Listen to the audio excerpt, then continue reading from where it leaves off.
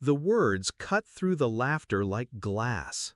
Everyone froze for a half a second, and then the room erupted in cheers.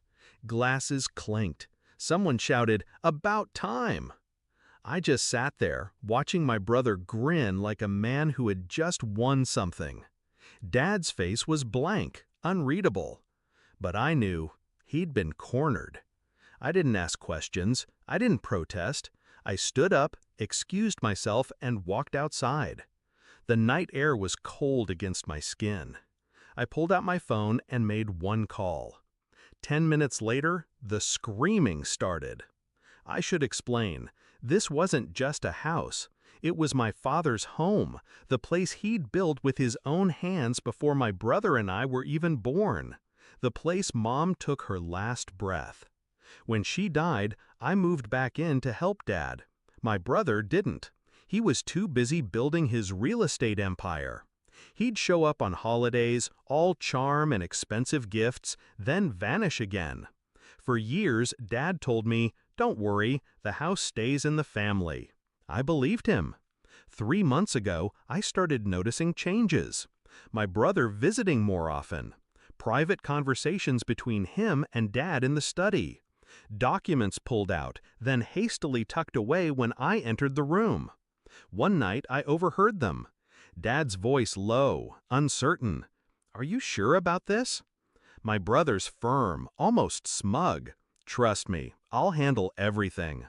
That was the moment I knew he was moving pieces I couldn't yet see. So I started my own quiet investigation.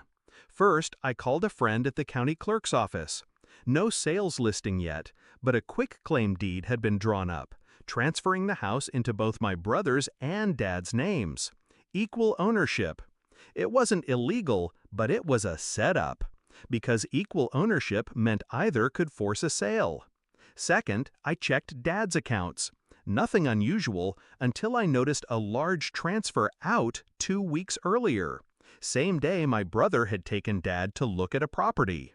Third, I spoke to Dad, casually, over coffee. "How's the will looking?" He avoided my eyes. "It's all taken care of."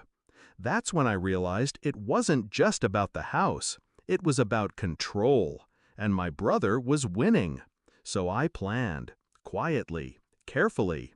If he wanted to play games, I'd finish them before he knew the rules had changed. I called Dad's lawyer, explained the situation. We rewrote the necessary documents, legally, cleanly, so that Dad could revert ownership to himself alone. All he had to do was sign. The signature came easier than I expected. I think, deep down, Dad had been waiting for me to step in. We didn't tell my brother. We didn't need to. We just let him keep thinking he was the smartest man in the room. Which brings us back to Dad's birthday. The dining room was glowing with candlelight, wine flowing, laughter echoing against the old wooden beams. And then my brother stood, glass raised high, and made his announcement. "This house is going up for sale. Dad and I have agreed it's time to move on. Pack your bags, loser," he added, grinning at me. They laughed, cheered, raised their glasses. I smiled, not at him, at the thought of what was about to happen. I stepped outside and called Dad's lawyer. "Do it," I said. 10 minutes later, my brother's phone rang. He answered, and then the screaming started. He stormed outside, face flushed. "What the hell did you do?" I tilted my head. "Me? Nothing. But you might want to check the county records." He was already shaking his head. "It's illegal." "It's binding," I cut in.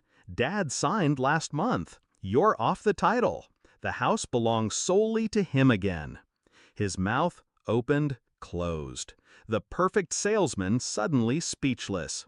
Inside, I could hear the murmurs. Family members peeking out the window, watching the golden child unravel.